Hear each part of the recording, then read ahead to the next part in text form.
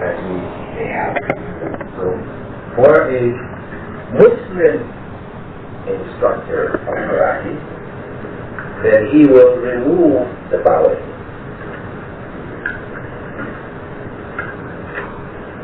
I was just, it was just something that I went through earlier, and he wanted to say master, and I wouldn't call him master, and it was something like that, and then I always believed it, and I think that's what allows is that if you doing it, this is your gift, that you're giving, just like clap, or, and take pictures, and all go through all these, around. Forbidden things and whatnot, and but it's what the intentions are. That halal is what I'm talking about. I ain't talking about nothing else but halal, but it's all, anything that I do is all my halal. So the point is that bowing is a haram. Right, okay. Bowing to other than Allah is a haram. So we cannot say that my intention in bowing to my instructor is not to worship him. Right? This is just the custom that we have. This is the point. So I say my intention is not, so it's not, because my intention is not worship, this act is no longer sinful. No, it's sinful. Because Allah has defined it as sinful.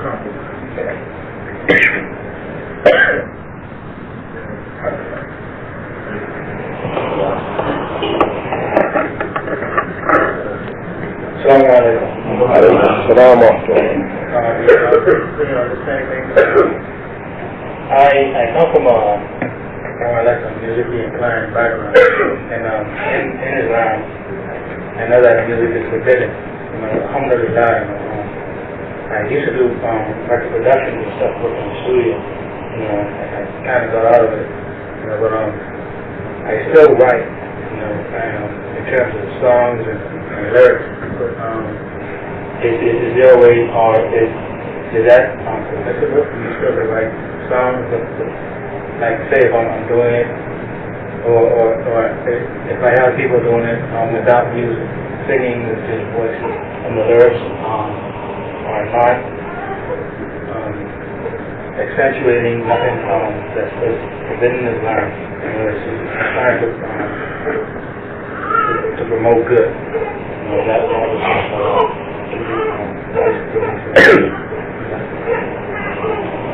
Where the human voice is used alone, without the accompaniment of musical instruments, it's permissible. And where the content is halal, it further confirms its permissibility. So, use of the voice, maybe a form of entertainment. It may be something used in the schools with the children, or on community gathering occasions, where Allah is praised, some aspects of righteousness is upheld through this. I mean, it has been the tradition even from the time of Muhammad that on the occasions of Eid and etc. that they used to gather, they used to sing and these type of things. And also when the Prophet and the others were digging the trench for the battle of the trench conduct, that they did have some song that they sang together, So these type of songs which are of this nature are permissible in Islam, and this aspect of music is permissible as long as it is male voices, primarily male voices. It's permissible to be listened to by both males and females. And if it's female voices, it should be under the age of puberty. They can be listened to by both males and females. But if the women are over the age of puberty, then only women should listen to it. Also, in the form of business, whereas a song that I pen or that I write is companies, record companies that they're asking for certain songs that I've written, and it's going to be either male or female. I won't have any control of that. Should I sell or should I not get involved with the companies? Could you give me some advice in terms of business? Well, I think primarily, what you are writing, they may use it in a halal way or they may use it in a haram way. You know, how they use it ultimately in the end, that is on them. Ultimately, you know, if you have produced something which is in and of itself halal, and you sell this thing, and a person uses it for haram, that is on them. Because the writing of the song is halal, the sale of that song is halal. If people use it in another way, then that is on them. So, here again in this last night's lecture, on the educational level, right, listening to you tonight, a hadith came to my mind. I can't remember exactly where it was called or whatever. Don't know if you heard the hadith or not. But I'm going to try and I'll bring it up so you can elaborate on it. Read it or not? Just to show the importance of beginning our own school system. The hadith is where Allah subhanahu wa ta'ala will hate the one who died and is knowledgeable about the dunya and not knowledgeable about the deen of Islam, or something of that nature. Well, to be honest, I've never heard it. Not to say it doesn't exist, but I've never heard it. I can have it for you tomorrow, so. Inshallah.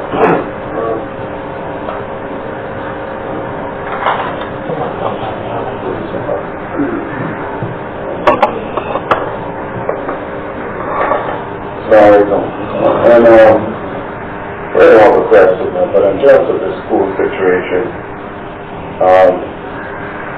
I did want to remind brothers and sisters basically that there was a time when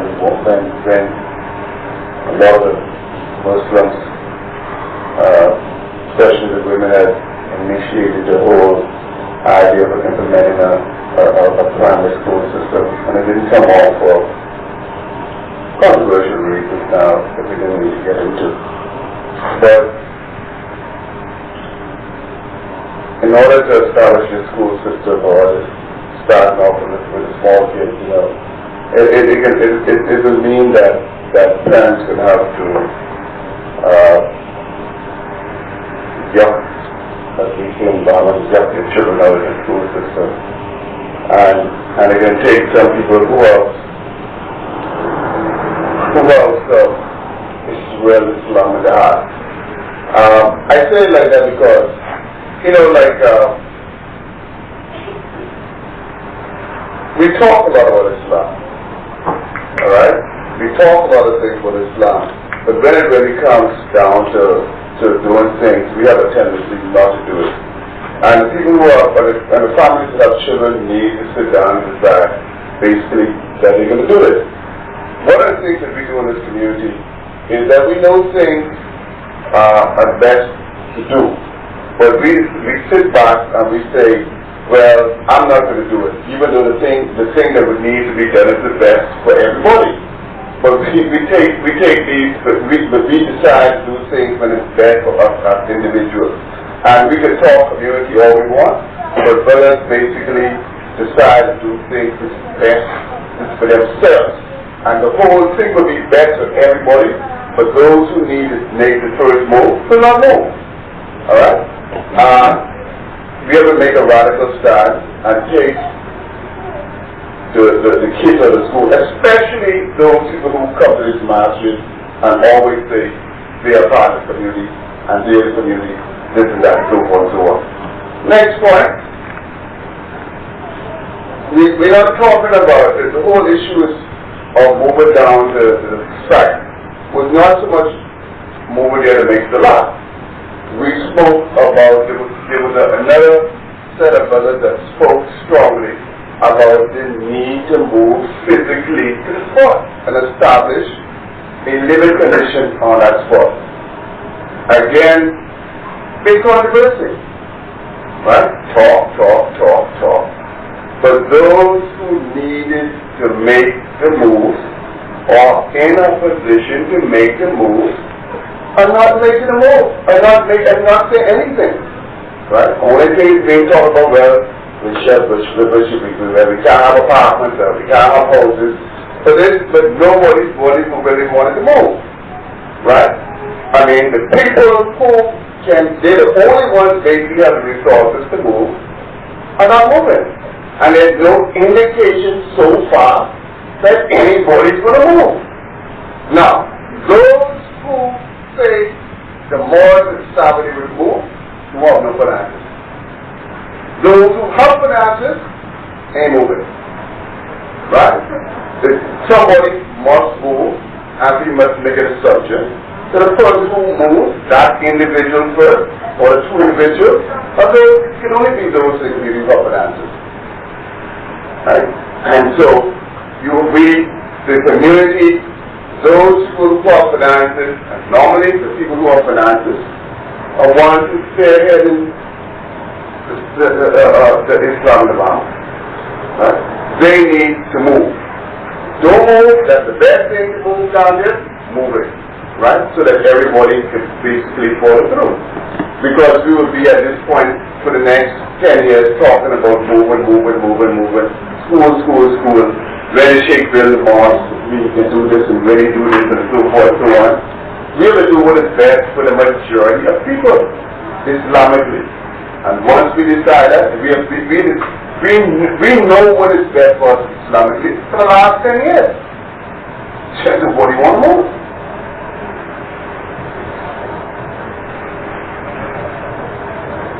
Well, taking what Brother Khalfani has said into account, it seems to me that the best move at this point in time is to do a Jamaat Tabligh. The Jamaat Tabligh approach. After the talk has been given, then they ask, who is ready to go see the Bilal?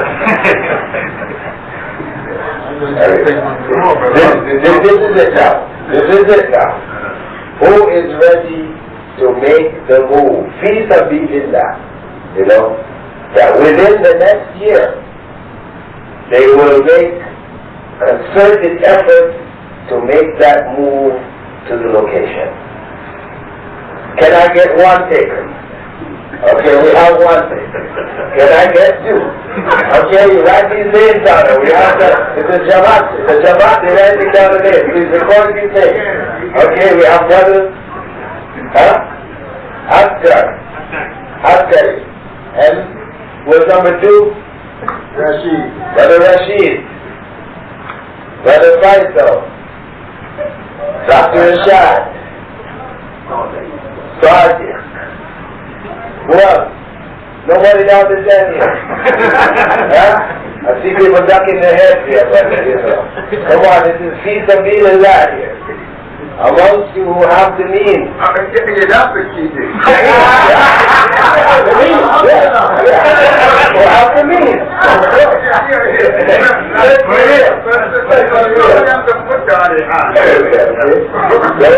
Who have the means. Don't just say who is going to do it. You put the name down, buy here, and we'll see it.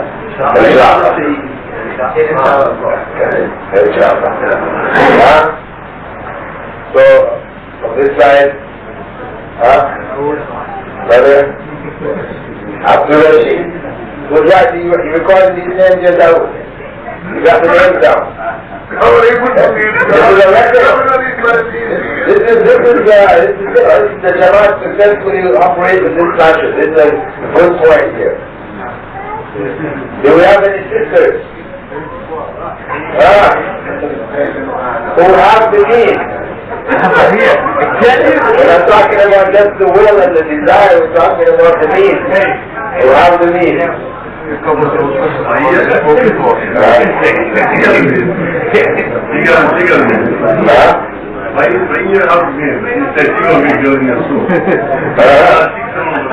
Bahia doesn't mean that. Okay. Put Bahia down. Inshallah. Okay, you got those names down. So inshallah, these who have committed themselves should be reminded of their commitment. And those who made that commitment should themselves get together as the spearhead for the move down. To try to do it together as opposed to doing it as individuals, because it will help to reduce the cost involved, etc., etc. So, of course, it's not just a haphazard kind of thing. We said that, but we have to form a committee of those brothers who have committed themselves and work towards it.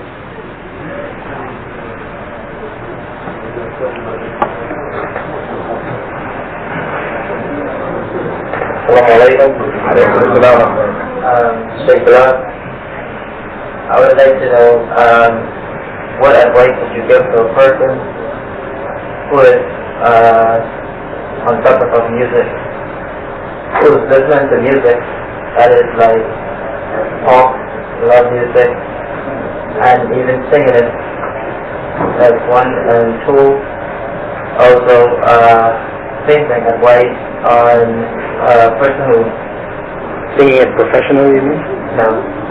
read novels, like romance, love, and magazines, editing and so forth like that. I mean, advising.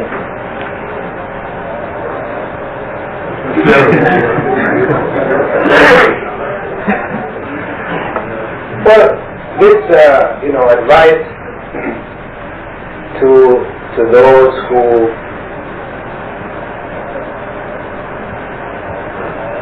are taking in, absorbing material which is prohibited. Though we may feel, I'm a Muslim, I know I'm a Muslim, I know what it is to be a Muslim, I do my daily prayers, I'm fasting Ramadan, etc., etc. But, I'm listening to the music, I'm reading these magazines, etc., these novels, and so and they don't affect me. They don't affect me. I just do it, this is just, my vice on the side. We all have vices. My vice on the side. It's not affecting me because I'm steady with my Islam. The reality is that all of this material which comes in to the individual is going into the subconscious. A person is not going to listen to a song and just overnight become, Dr. Jekyll and Mr. Hyde and become an animal out there in society. No. This thing happens gradually, where the stuff is coming into the mind, going into the subconscious, and it's building. And it builds up, and it builds up, and it builds up, and then the person starts to sway and to change gradually. It's not automatic. It's gradual. It's not until they're way over this side, they're like, how did I get here? This is how it operates. This is how these things change us. We might think that we know what Islam is, we're firm, etc., here and now, but the reality is that our natures are such that the input, what we're taking in, if it's corrupt, it eventually is going to corrupt us. As they say in Western terminology, if you lie down with a dog, you gotta get up and flee. That's it. Prophet he put it very eloquently. He said that the good companion is like the perfume merchant. When you sit around with him, either he's going to give you some perfume when you're walking away, or from opening all those bottles you go away smelling good. Whereas the bad companion is like the blacksmith, with the bellows blowing on the iron as he beats it, sparks flying. When you sit with him, you hang with him, either some of those sparks are going to burn your clothes, or at least you're going to walk away stinking of smoke. One or the other. So Prophet told us to choose our companions well, because you will be raised on the day of judgment with your companions. So if your companion is Madonna and Prince, then God helps you on the day of judgment. On the topic, on the position of magazines, you did make a making a real point on magazines, because information, you know, just like songs, just like what you read, will affect you. And we go back to. I didn't go into magazines. Okay. I said music and love. The book that he mentioned, the love songs. Because the magazines, of course, there's Time magazine, you know, Ebony magazine, other magazines which provide information about society and developments and trends and things like this, which are neutral, you know. Okay, I didn't get into magazines specifically because magazines can have a positive effect. They have useful information. Time magazine, Newsweek magazine, Ebony magazine, which gives information about the black community, you know. So there are, these type of magazines are relatively neutral. We can take useful information from them, the information which comes which is useless, because of course there will be some useless information in there too. You will ignore that when you carry on with the useful information. Same thing with books that we read. Books may be useful, but you know, the love novels, love stories, these types which are just, you know, heightening sensuality in one's mind, and you know, and will affect one's behavior in society. Of course, these type of books should not be the norm in our libraries.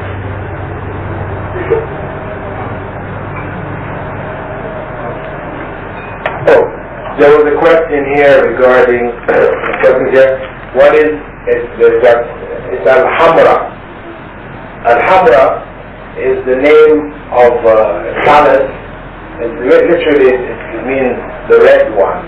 A palace in Spain, which was built by one of the caliphs of Spain, which is usually held up as the height of Islamic architecture. You know, it has a lot of very intricate, decorative sculpture, etc. In the courtyard, it also has lions, right? Carved lions with water. You know, the water comes out of their mouths, right? Of course, which is clearly haram. Is it permissible for girls over the age of puberty to sing Islamic songs on Eid Day? Over the age of puberty, because I heard that the women in the Prophet used to sing, dance, and make merry on this day. As I said, over the age of puberty, this should be only amongst women. Because Prophet had said one of the signs of the last day would be that Muslims would take singing women, you know, as part of their entertainment. You know, so it's known from that the exception is made when a grown woman, because of the effect of her voice on the male, you know, that if she sings, she should be only amongst women. The relationship to going from one extreme to the next. You mentioned about people doing things to please or acquire praise from others besides Allah. Would it be the other extreme if an individual chose to or felt comfortable doing sunnah or natural acts in seclusion? No. Because Prophet said that the best prayer after the compulsory prayer is that which is done in the home. Okay? And he said that the best of the prayers is that of the night prayer, the tahajjud, which is done at the time when everybody is asleep and when he knows. So we know that this is not looked at as being another extreme. What the other extreme would be for a person to isolate himself or herself from society and only worship Allah, you know, in a monastic kind of way.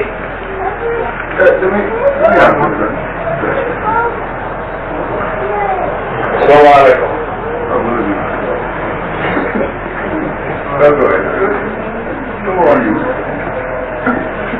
You did have to stand up.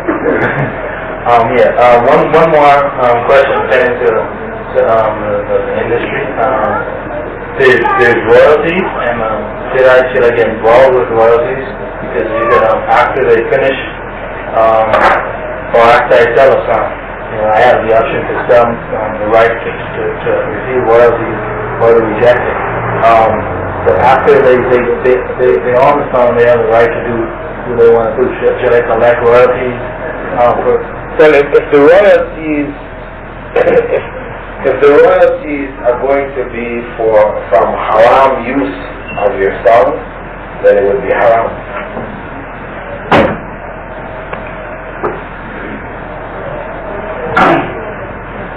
This is a question I want you to answer for me. I know the audience, but that's you answering the question, but this is something I ponder all the time. You know, Bilal, the thing of dress, right? Men, women.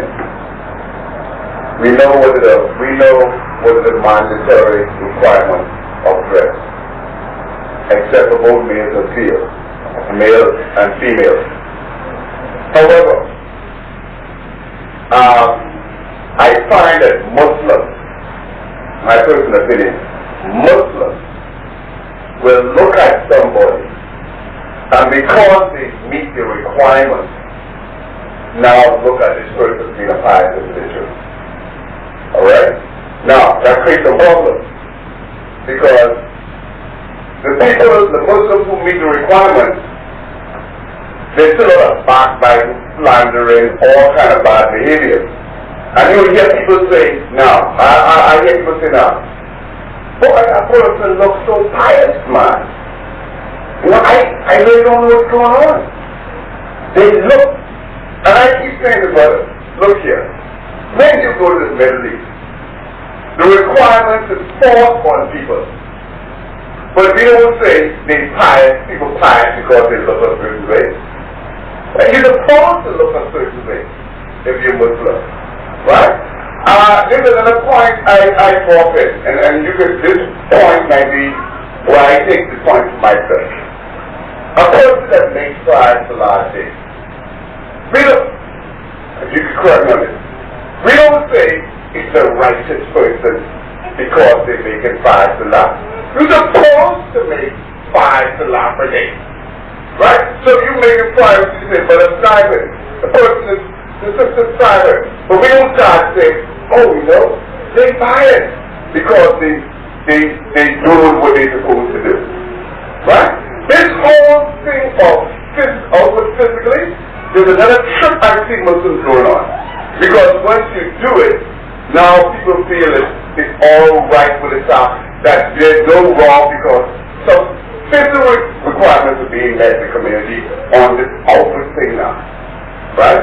And therefore, what I see keep happening is the same bad behavior, backbiting, slandering, gossiping, and people have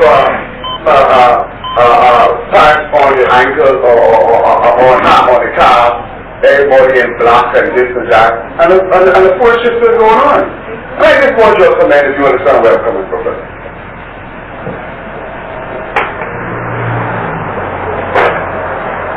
Basically, I mean, Islam stresses both the external and the internal. That ultimately we can't make a separation between the two. Oftentimes the internal can't be judged because we don't know what is in people's hearts. We have to take them on the basis of the external. To pray 5 times a day is righteous. It is righteous because obeying Allah's commandments is an act of righteousness. So we can call that righteousness. That so is righteous. You know, in terms of the act. Now, if they contradict that righteousness by bad behavior, then we say, as Prophet said, al-birru husnul khuluq. That righteousness is ultimately good character. So we know then that display of righteousness by the person is only an outward display. That they still lack, they have a lack, internal lack in terms of knowing what the goals of the Salah in fact are. And you just to build and to change that stuff. Because the goals of all of the acts of Islam are to produce that righteous character. So if the righteous character is not a product, then we have to question the quality of what is being done. That it must be merely outward actions, and the inner aspects are missing. Either because of lack of ignorance, the person doesn't know what is the purpose. Why am I praying? God doesn't need my prayers. I'm not helping God by praying. So they haven't figured out or learned what is the purpose of prayer. Will not accept their fast. If there was no one backbiting and slandering in Medina amongst the companions of the Prophet, then there would have been no need to say this. Right? When he said that there are some people who are going or fasting, and the only thing they're getting from the fast is hunger and thirst, it means that there were people who are destroying their fast there. So, if it happened to people in the time of the Prophet Muhammad, who were the best of generations, as the Prophet said, then let us not be surprised that it exists amongst us today.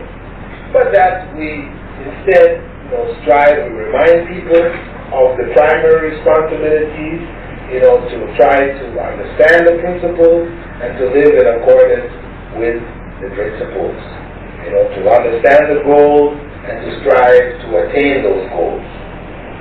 This is just, we have to remind, as the Prophet ﷺ reminded his companions, we have the responsibility of reminding the community to focus on the inner aspects while at the same time fulfilling the outer requirements of the various aspects of it.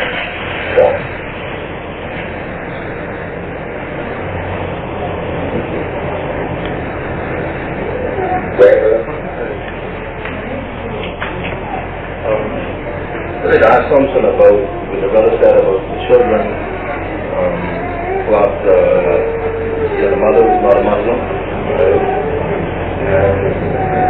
But I'm just wondering, right, that, I think he mentioned something that he had been in a long time. Get that clear, right? Alright, what he was saying was that he was trying to make some indication that one of your thoughts might have been, or one of the things to do was to kidnap him, take away, right? No. Alright, but I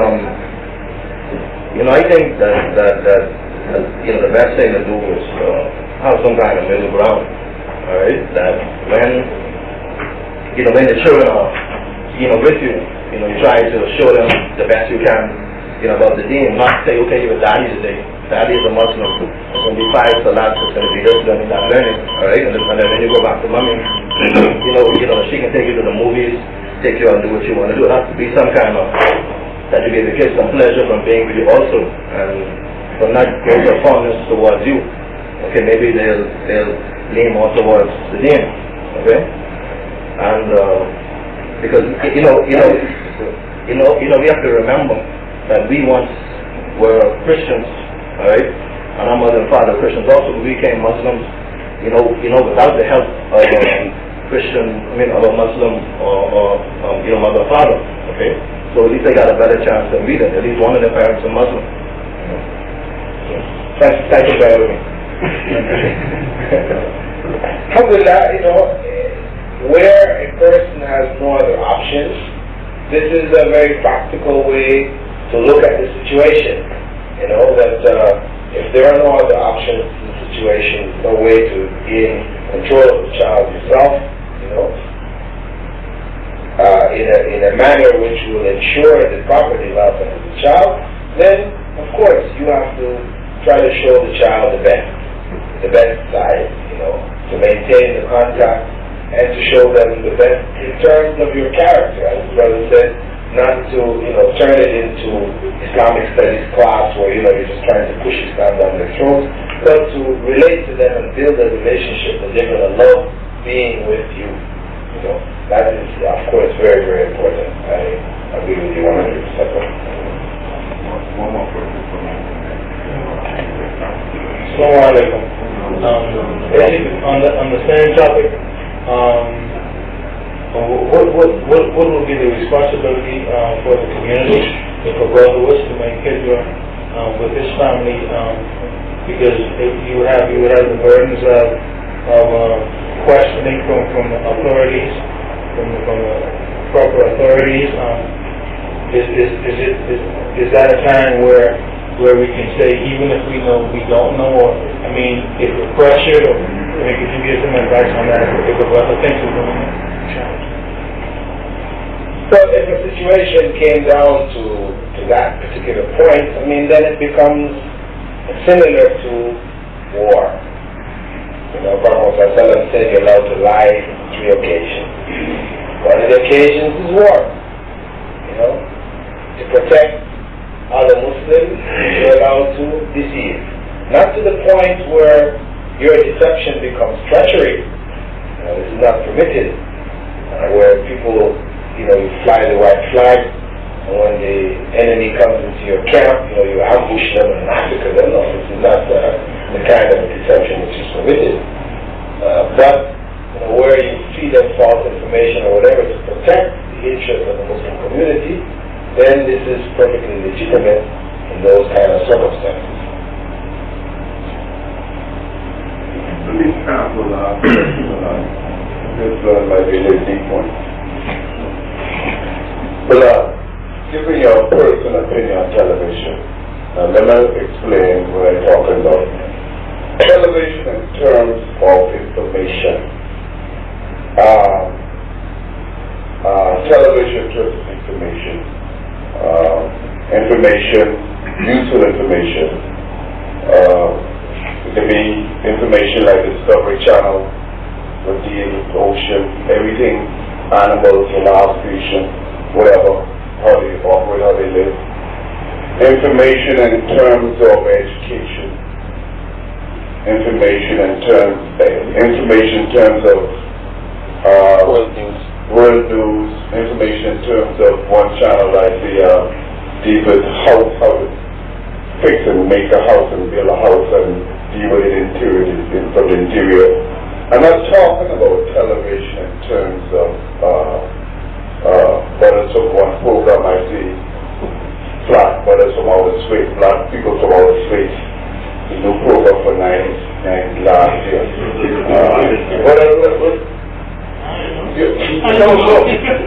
Don't try like y'all know.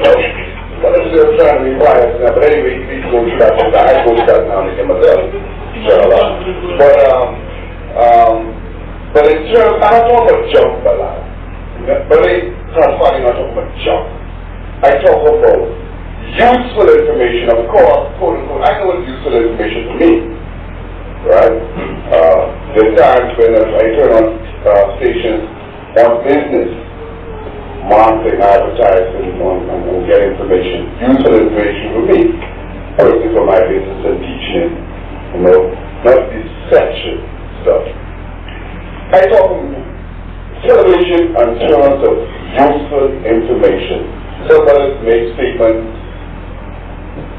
television is bad. Sometimes I qualify it, right? Give me your opinion on useful information, please. My view is that television is a tool. It can be used for good or it can be used for evil. Where the information is useful information, it's useful. Where the information is corruption, then it's evil. That's just the bottom line. If we have a television in the home, then one should control it. Children should be allowed to sit and watch anything they want to watch. You know, it has to be kept under control because we know that it does have that dark side, the evil side, you know. So we have to keep it under control. But where one utilizes it for what is beneficial and what may involve a certain amount of entertainment, but it is within the halal, you know, not involving corruption and, you know, nudity and these kind of things, then it is neutral. It's not beneficial in the sense that it's improving the person's quality of life or their faith or, you know, adding good deeds to their scale of good deeds, but we can just say it is classified in general as mubah, you know, neutral.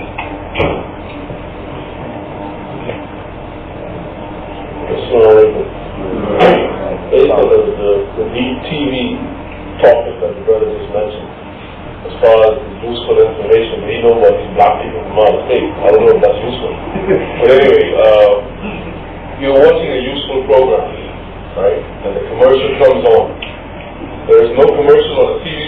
doesn't have music.